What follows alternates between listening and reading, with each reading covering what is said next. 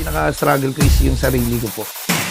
Kasi dumating po sa punto na sumobrang yabang ako. Ang daming changes. Ang laki po ng pinagpakumbaba ko as tao. Kasi nung na-reach ko po yung goal na yun, hindi po ako tumatanggap ng kahit sinong tao. Ngayon po, ako na mismo yung lumapit. Para mabuo ko po ulit tong bar na to is natuto po ako mangutang, natuto po ako lumapit sa ibang tao. Hindi pa marireach yung success hanggat di mo pinagdadaanan yung maraming beses ng pagbaksak. I think that's my struggle. Feeling ko ako na eh. Wala na akong intindi. Monthly, ganyan kita ko eh. Pero in one week, kinuha sa akin lahat. Doon ulit ako nalugmok. Sa tingin ko, pinaghirapan ko po ulit siya para makita yung sarili ko na makasurvive lang po. And as I can say po is, masaya na ako.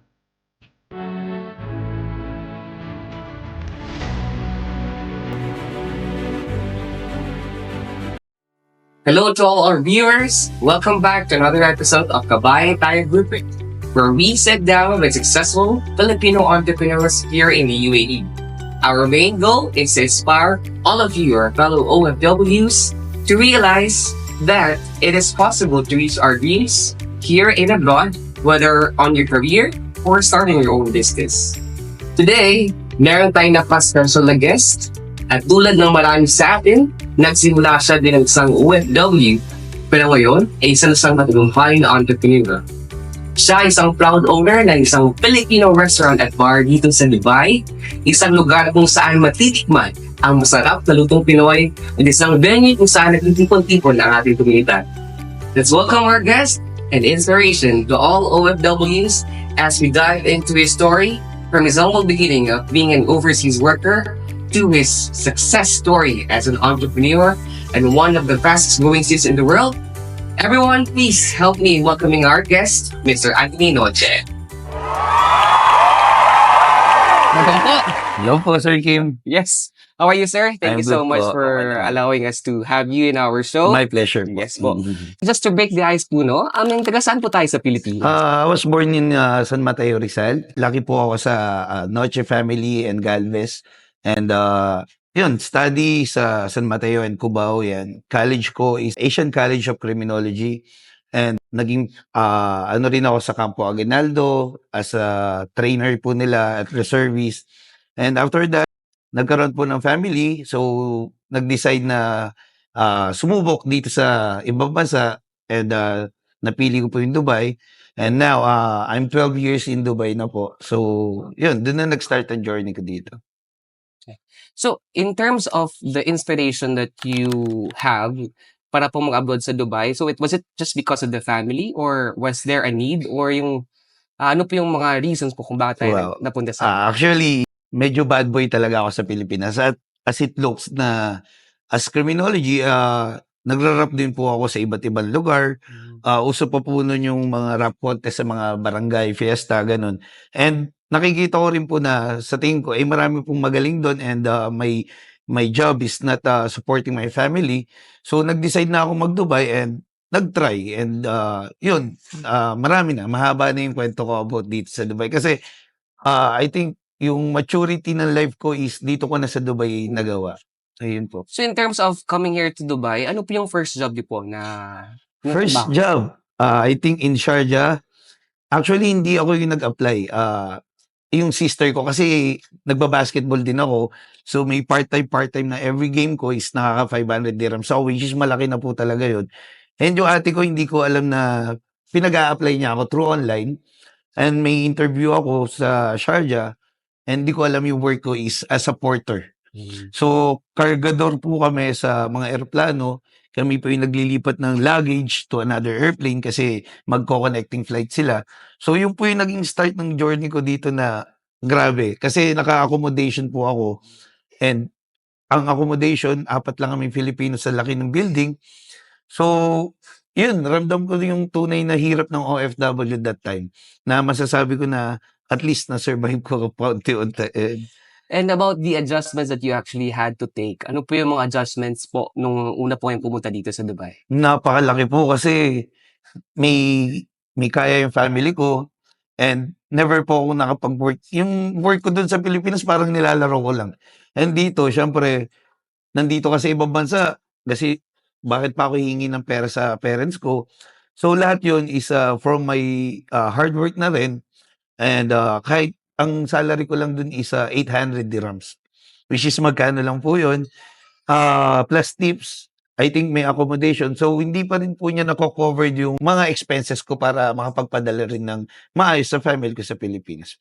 So this job took how long, Sir I Andrew? think a year, Yeah. and I got terminated. Yeah.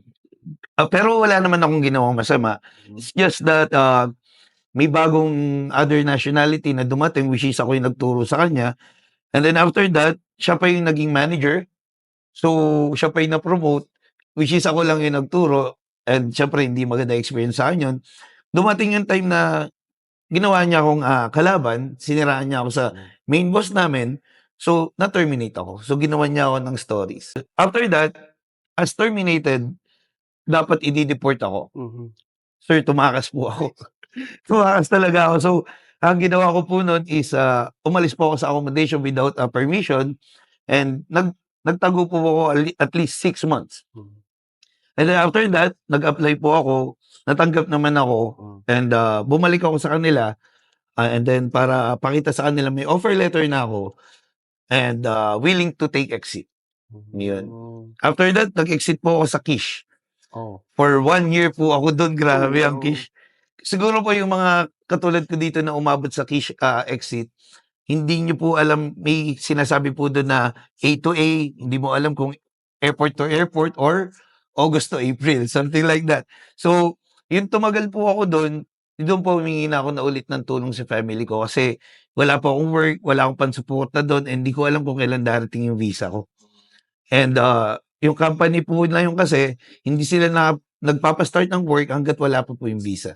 Sa tingin ko, doon ko naplano, sa tagal ko doon, naplano ko yung mga gusto kong gawin dito. Wow. So, yung vision ko, sa dami kong iniisip doon, gusto kong magkaroon ng ganito, gusto kong magkaroon ng ganyan.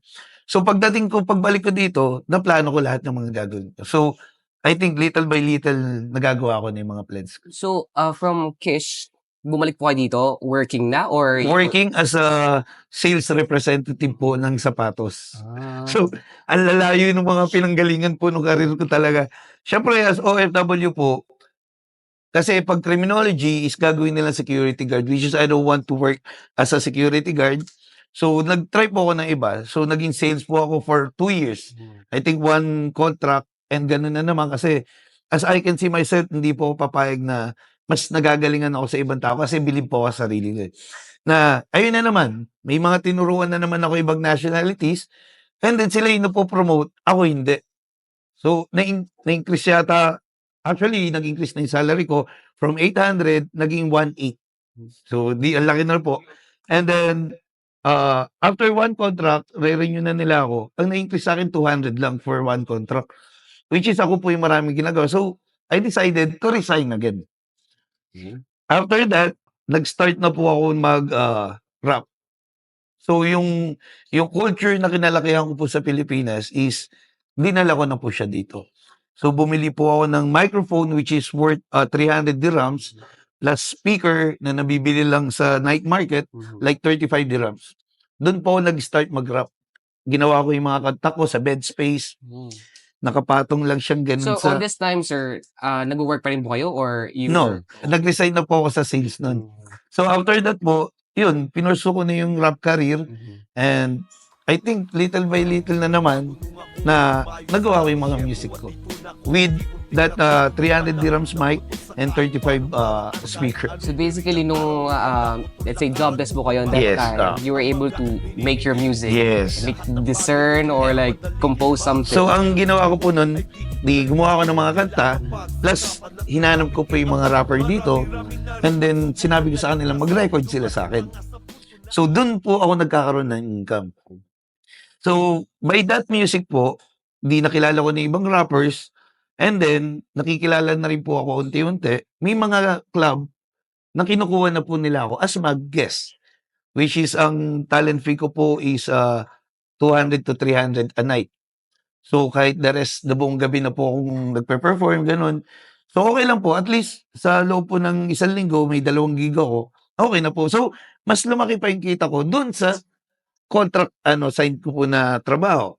And meron pong isang DJ which is sa sa club po siya, ginawa niya po akong assistant like siya yung nagdi-DJ, ako naman po yung nag-MC. So, lumaki na, naging 500 a night na po ako. So this parang extra or parang freelance thing, how many years did it last? Hanggang sa nagkaroon po kayo or naisip po kayo na, I think this is something na pwede kong 2 inegosyo. years po, 2 2 years, years. yeah. And actually, wala akong plan na magnegosyo. Okay na ako dun eh. Kasi nakaka 4,000 a month na ako, okay na po. Tapos nagagawa ko yung gusto ko like mag-rap, music, bars. And then after that, dahil medyo nakikilala na po ako, yung kasama ko po na chef sa Kish is magtatayo ng restaurant. And then ginawa niya po akong marketing kasi may alam na po ako sa music, nag-e-edit na ako ng video and photos. Doon po ako nag-start mag-restaurant. So basically, the deciding factor na magsimula kayo mag-business was your friend. Yeah. Influenced by your friend na parang, Yes. Which is help lang po ako. Which is binigyan nila akong salary is around 2,500 plus nakakapag-gig pa rin po ako. So, pinagsabay ko po siya. So, by that po nakikilala na rin yung umiingay na po ako by marketing. So, marami na ako naging kaibigan, marami ng ganyan. So, hindi na lang po ako naging sa circle ng trabaho. So, outdoor din po, marami na akong kilala. So, if I ask for support, nandiyan na po yung mga nakilala ko. So, after that restaurant po, nagka-problema na naman. Ang naging problema naman is, binigay ko yung marketing plan ko for a year. And, nung nag-grow na po yung restaurant, inalis nila ako. So, doon po ako nag-decide na, tama na po siguro yung tulong ko sa iba. It's time na ako na magtayo ng restaurant. Yan ang history po ng pwesto. Way back 2016. So, 2016 po is binil ko po siya as buffet and grill restaurant. So, okay na po kahit bumabalik lang yung profit, maliit lang, at least sarili ko na po siya. And may partner po akong Chinese, so nagtutulungan kami. Gumaan na po yung trabaho ko. And by that, yun, continuous na po, at least 3 years, okay na po yung negosyong ganun. But, pinakamahirap po nung dumating yung pandemic. Yan, pandemic times. So, ang nangyari po sa akin nun is, nagbakasyon po ako sa Pilipinas. Sakto nag-pandemic. So, nag-close po yung pwestuhan. So, wala po akong income dito. Wala rin akong income sa Pilipinas. And, na-stranded po ako dun for 9 months. Okay. So, nagdi-decide na po talaga ako mag-for good nun. Ayoko na bumalik. Kasi nandun na ako sa So family. from 2016 to 2019, Yeah. doon po nag-stop yung operation ng Yes, Pwestuhan dahil opo. sa pandemic. Mm. Was this the same place po? Na, No. Okay, Pwestuhan was- Different building po. Mm. And ano lang po siya talaga, parang karinderya lang. Nilagyan ko lang ng kahoy sa gilid. Artistic naman po ako. Nilagyan ko siya ng kahoy sa gilid. Lagay ako ng buffet. Tapos tinda lang ako ng mga inihaw-ihaw na isaw, ganun. Actually, ginaya ko lang yung concept na nagtanggal sa akin. Kasi ideas din namin yon, which is yung chef din kasi natanggal din siya. So, iba yung chef na kinuha ko, pero same concept. And then, yun, nagtuloy-tuloy kami, ganun. Hanggang sa, yun nga, nag-pandemic na. So from that time pandemic, yung first na Pwestuhan was closed Yes. or was it really stopped? Stop po. Kasi, wala na ako 9 months po ako nasa Pilipinas. So, walang mag-ooperate, walang aasikaso, and pati ang Dubai lockdown po. Kaya po ako tumagal doon, it's not because lockdown pa rin.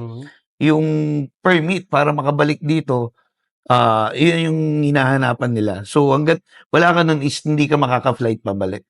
So, yun po yung nangyari. And then, mas grabe yung pagbalik ko. Yes po. Take us to the journey nung pagbalik ko po dito sa Dubai. Nung pagbalik ko po, so, wala po eh. So, parang bumalik ako as porter. Yung ganong buhay ulit na wala kang trabahong mapupuntahan. Sorry sir, you were doing the same job? No. First, It's like same process po ulit. So, back to zero po. Bumalik po ako dito, may tinawagan akong friend ko. Sabi ko sa kanya, pwede ako makitulog muna sa'yo kasi wala pa akong bed space or like that. Natutulog po ako. Bali, ito yung bed nila. Dito po ako sa baba. So, syempre, hindi rin ako makatulog kasi gigising sila, papasok ako, wala pa akong work. So, ang ginawa ko na lang po is a day at a time.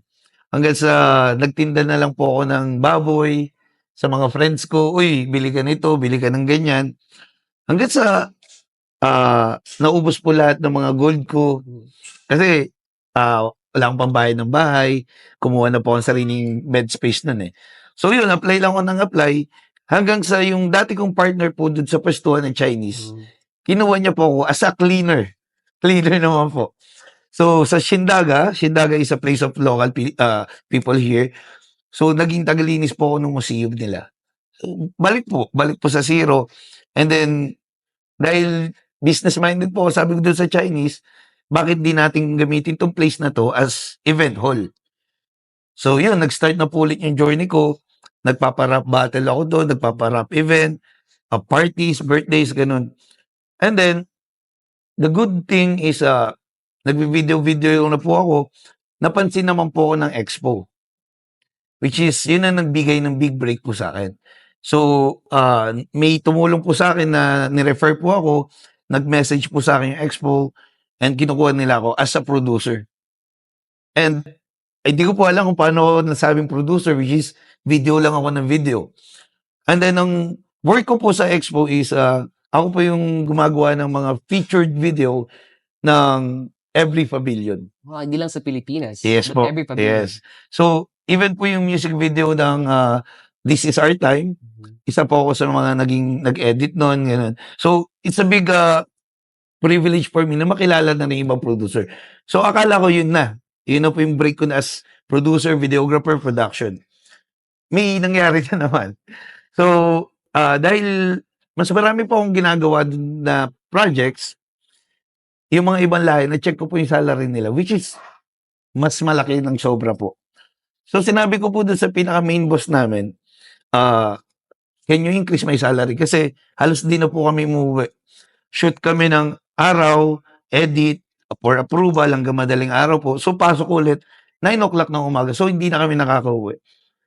And hindi ako tinaasan. So, kung ano lang yung binibigay na work sa akin as a producer, yun na lang ginagawa ko. Hindi na katulad dati na nagpapasikat ako, eh.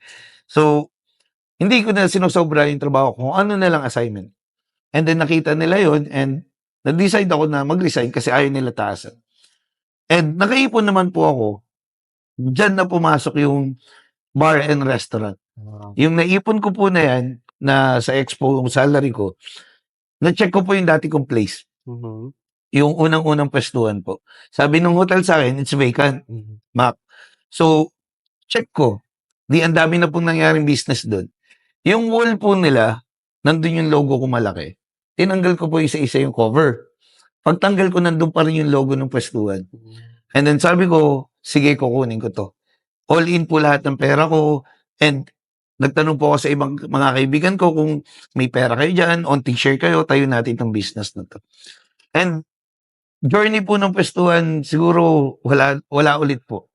Ang ginawa ko is, nagtinda akong pagkain, nag-i-invite ako ng mga friends ko, which is ako pa po yung nagbabayad, para lang mag-explore ulit yung pwestuhan. And then after that, medyo nandaya na tayo. Nagpapainom na rin ako dun sa lugar. So, which is not allowed po. So, wag pong gagayahin sana. Pero tinry ko kasi hindi ko na po alam kung saan mangyayari. Tumagal po ang operation ko doon. Nagulat ako after 2 months, pinipilahan na po ako hanggang lobby. So, sobrang laki po ng blessings na nabawi ko po lahat ng nawala sa akin after that. And masasabi ko na may lipat na ako, hindi na ako naka-bed space, may sariling, flat na ako, gumanda na po, nagkaroon na akong sasakyan, bumalik lahat ng mga goals ko na nasanla. So, yun, biglang nag-boom ang pwestuhan. Which is, yun yung masasabi ko kauna-una, Filipino bar, which is my concept po talaga. Yung concept ko na parang street, karinderya style na magiinom ka lang. So, dumami yung customer ko, halos araw, puno-puno po kami, ganun. Hanggang sa, yun, nag-decide na rin po ako na mag-grow. Dahil sabi ko nga po, hindi legal yung painom ko. Kumuha na po ako ng maliit na place na club.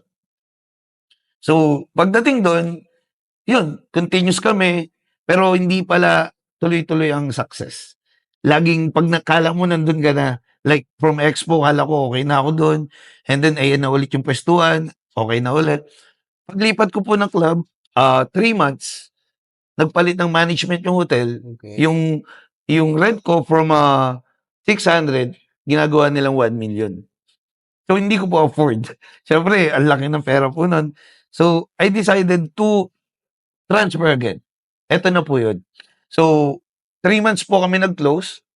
And then, luckily, sa tulong po ni God, binigay niya sa akin yung magandang place na to, which is, masasabi kong kayang-kaya ng budget. So that was on the year 2000. Now na po, ngayon na yun. Nag-start mo ka dito 2024. Actually, 4 months pa lang. This place. Yes, eh. Pero the journey nga po ng pwestuhan Fun. from restaurant is 2016. Okay. Ups and down po talaga, nawala, bumalik. Ito, ngayon, masasabi ko na looking forward na mas maganda na. Kasi mas malaki, mas accommodating yung lugar, and legal lahat. Yun naman ang pinakamalaki. Kasi dati po kaya hindi ko masasabing legit businessman ako. Kasi hindi pa applied lahat ng permits. So ngayon, dito sa lugar na to is, lahat po is based on legality na.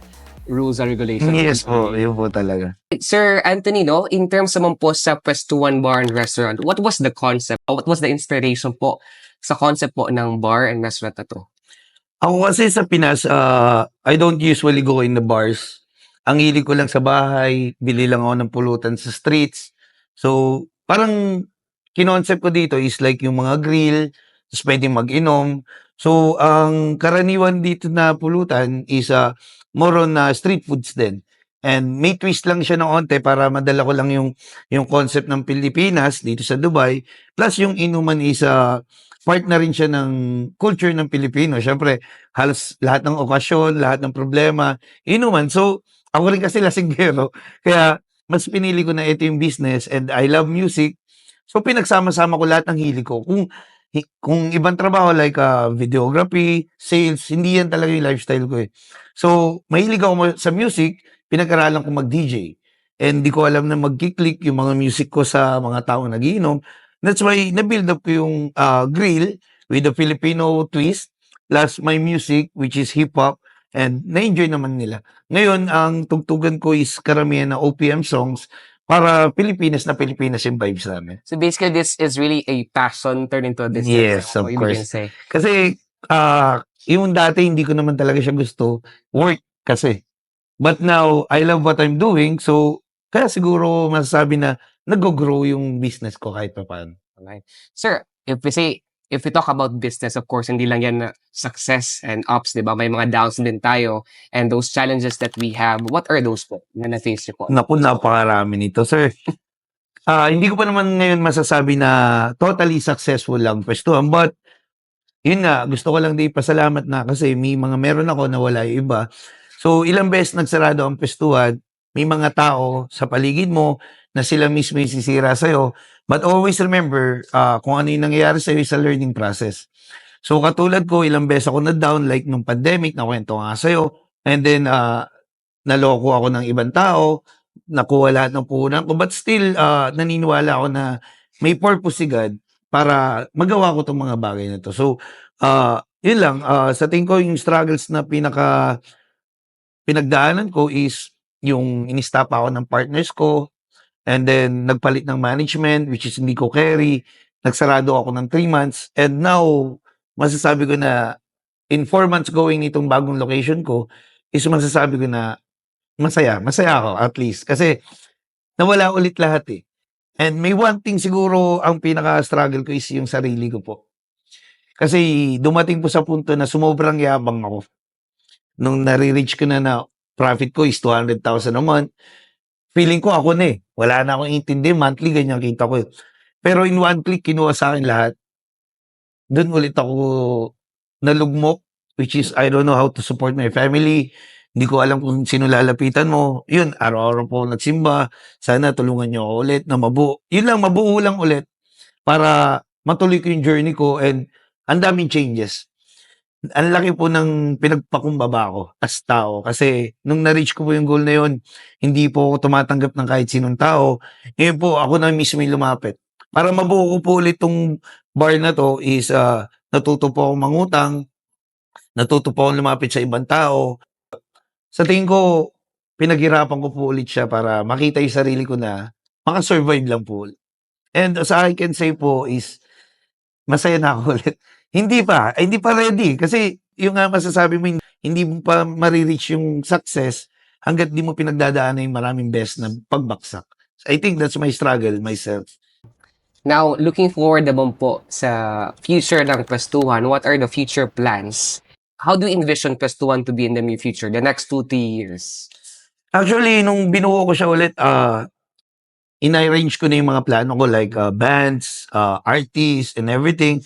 So, tapos na kami dito sa concept, okay na yung lugar, and then nakapagbuo na ulit ako ng bagong restaurant, which is Parisan, sa Pwestuhan, nasa taas na area namin, and then inuunti-unti ko naman yung gold shop.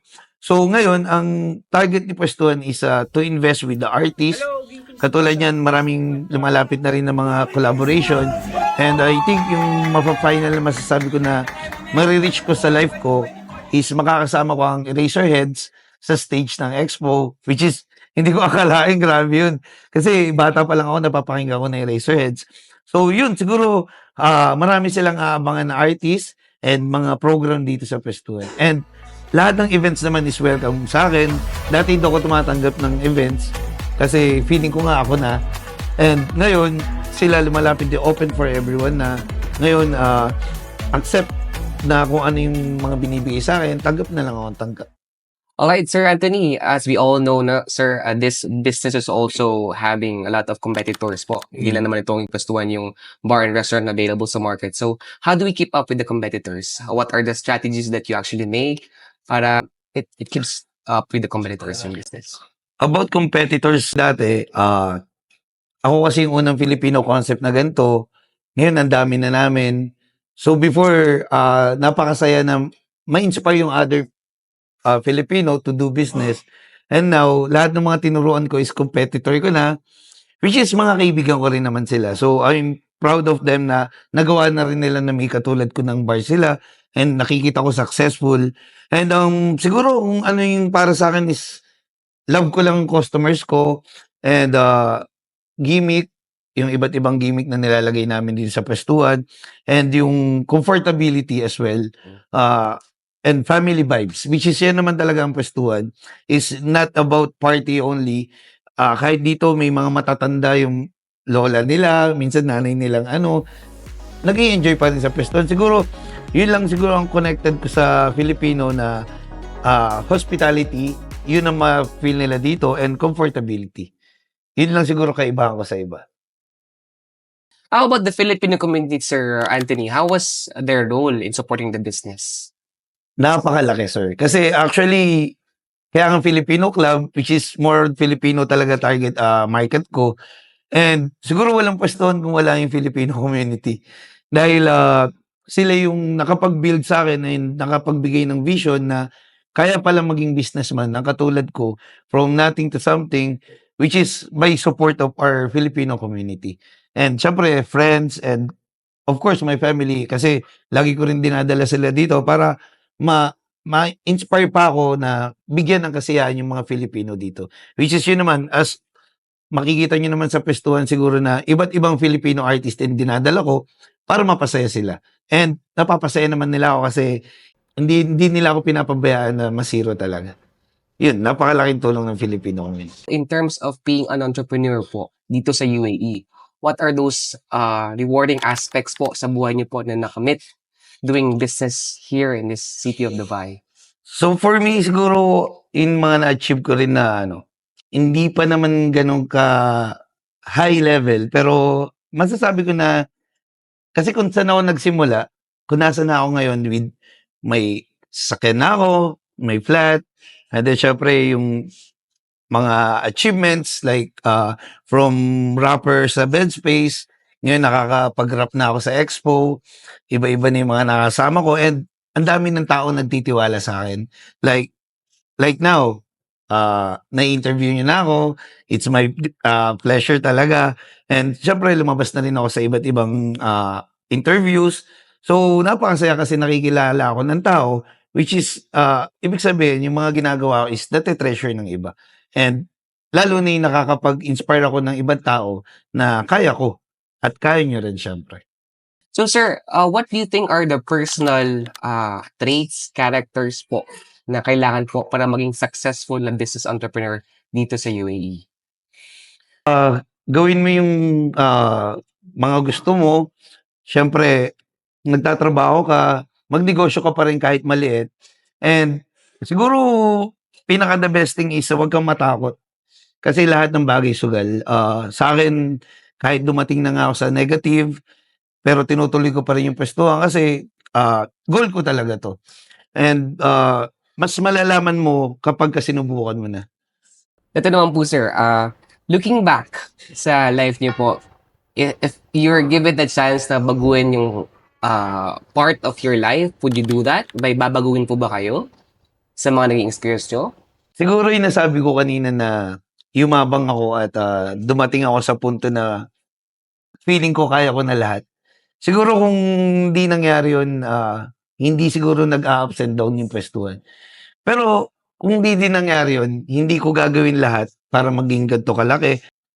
Yun lang siguro kung gustong palitan, my attitude. Kasi as a personal attitude ko, pag yumabang ka pala, kayang kunin in one snap ni Lord.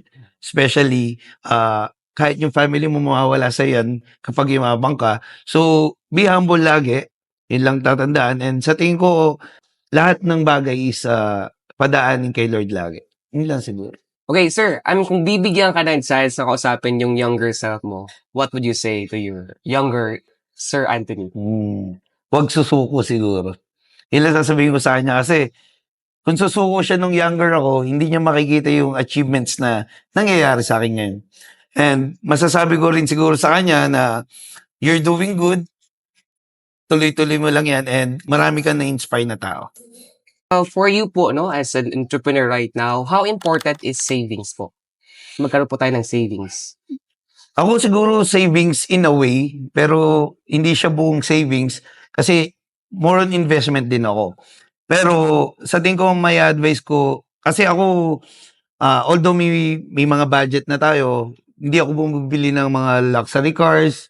Okay na ako basta may bahay akong uwian. Hindi ko kailangan mga like malalaking bahay. Like okay na ako kung family ko okay na dun sa bahay. Sasakyan basta kasya kami, okay na kami. So I think yun ang mga hindi ko dinagdag. Yung mga extra na bilihin. Pero kasi mahilig ako sa gold, which is investment din. And as a rapper, syempre kasama rin to sa physical look ng pagiging rapper ko. And after that, siguro hindi na ako bumibili nung kung ano-ano na lang. Which is more on investing din ako sa business. So, it's part of saving pa rin yung, kasi kumikita rin na may business. And beside that, wala na siguro. Ayoko nang bumili ng ganito. Kung may extra, and then siguro sometimes, regalo sa sarili, yun lang. Which is, may birthday, bibili akong mga branded na damit. Pero the rest, kung ano, marami kasing nag-i-sponsor na damit sa akin, yun na yung ginagamit ko. Hindi na ako bumibili ng mamahalin. Siguro masasabi ko is contented ako sa kung ano meron ako. Yun lang. So, Sir Anthony, knowing the story that you shared with me, grabe, nakakabilib. Ako rin eh. Oo. Hindi ko in-expect na pinagdaanan ko lahat yun eh. From being, an OFW sa talagang job na parang nasa pinakamababa and to a business owner right now, which is having a business na very thriving. I think the message that you have for our Filipino OFWs dito ngayon is very important. So, sir, I'd like you to give your message po sa ating mga kababayan na nakikinig. So, siguro sa akin, focus ka sa goal mo. Huwag mo intindihin yung ibang tao. Isipin mo lang na kaya mo lahat ng mga kailangan mong gawin. And ako naman din may question sa'yo. So, kung bibigyan kita ng 1 million dirhams ngayon, tatanggapin mo ba? Siyempre, sir. Pero hindi ka na magigising bukas. Ay, wag na. So, eto yan. Matuto lagi magpasalamat kay God. And syempre, gratitude and hindi ka niya papabayaan. So, tutuloy-tuloy yung goal mo basta marunong kang kumilala kay God. So, yun lang siguro advice ko. Put everything na ginagawa mo in the presence of God, pray, and of course, focus to your family. Okay. Thank you! Sir Anthony!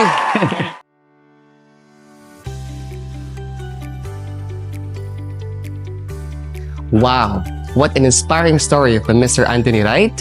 From starting as an OFW with a simple dream to building something truly remarkable here in the UAE.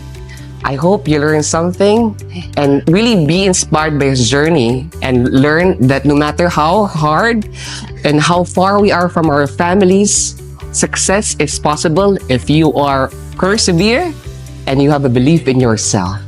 To all the OFWs watching, I hope this interview spark something in you to keep chasing your dreams, whether it's in your career or starting a business. Success is never impossible when you know how to believe in yourself and when you know to take that big leap. Thank you for joining us today. Please don't forget to like, share, and subscribe so we can bring you more success stories of our Filipino entrepreneurs here in the UAE. Until the next episode, remember, what you think, you become.